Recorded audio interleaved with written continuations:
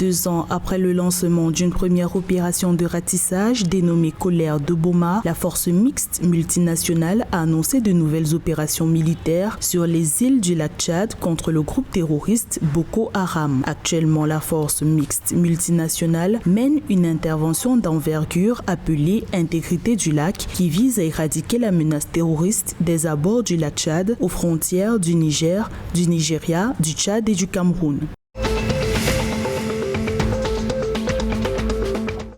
5 partis politiques de l'opposition gabonaise vont présenter un rapport sur les dysfonctionnements du code électoral au gouvernement et à la Cour constitutionnelle. Le 27 avril 2022, ces formations ont relevé que la faible représentation de l'opposition au sein des commissions électorales, le non-plafonnement des dépenses, les restrictions sur les réunions publiques en période préélectorale, l'opacité dans le transport et l'affichage des procès-verbaux après le scrutin sont de nature à biaiser le processus électoral. Elles ont recommandé le retrait du ministère de l'Intérieur dans l'organisation des élections, la définition du rôle de l'armée dans le processus électoral et le plafonnement des dépenses, y compris pour le parti au pouvoir.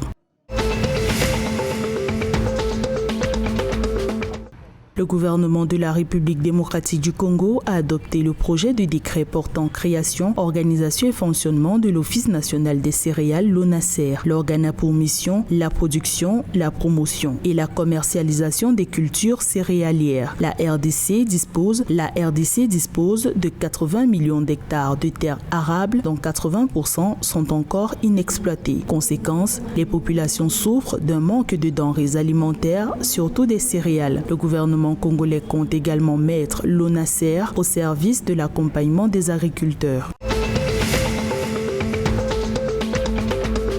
En visite de travail à Kigali au Rwanda le 16 avril 2022, le ministre de la Coopération internationale et de la promotion du partenariat public-privé de la République du Congo, Denis Christel Sassou Nguesso, s'est entretenu avec des membres du gouvernement du pays hôte. Le Congo et le Rwanda ont décidé d'améliorer le climat des affaires et le développement des partenariats public-privés, véritable levier de croissance économique pour les deux pays. Lors de cette visite, le ministre Denis Christel Sassou Nguesso a invité officiellement le Rwanda au forum sur le partenariat public-privé organisé par le Congo.